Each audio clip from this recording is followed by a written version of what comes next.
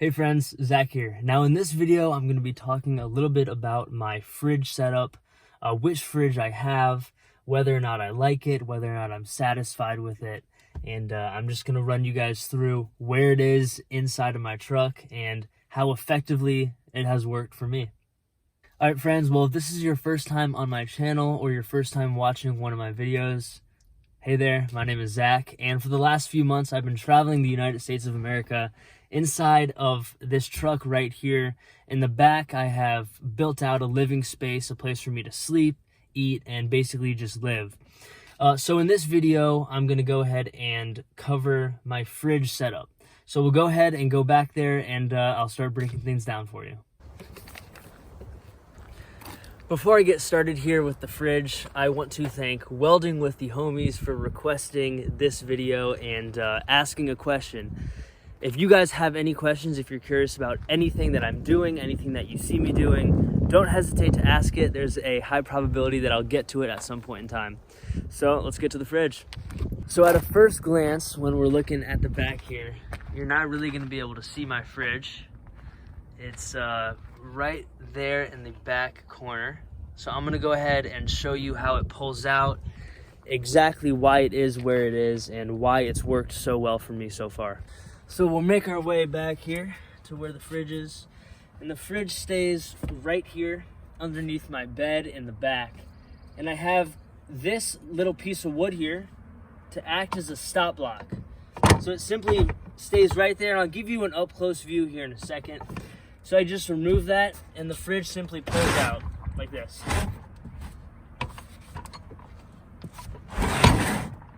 Well, just to give you guys another view here, this is how she slides out. And there's a perfect area for the fridge to rest in while I pop it open. And so as you can see inside, there's not really anything in here now. I have a nice basket that I use to store some fruits and veggies in. And that's it. It's a 50 quart Pelican cooler. And so far, I mean, I've been incredibly satisfied. It runs on ice, so the ice will keep everything cool for a couple days at a time, depending on the temperature outside. And just to give you an idea of what I mean by that, in the summer when it's very, very hot, a 20-pound bag of ice, which is what I normally use, will last me between 3 and 5 days if I'm lucky. But when it's very, very cold, even freezing outside, sometimes I even get upwards of 8, 9, 10 days if I'm lucky.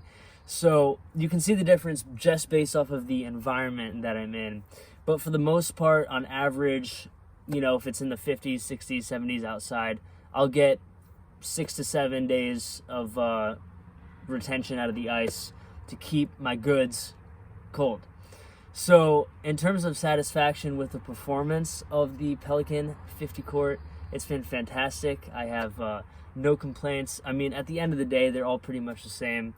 I would recommend, you know, doing the best you can, you know, with what you have to spend. So I've already explained to you guys how the fridge pulls out from its storage location and why the location the fridge is in just works so well with my overall setup.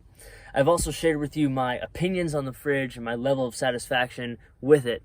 Now what I'd like to do is I want to show you guys basically how the fridge determined the setup for the entire construction in the back here.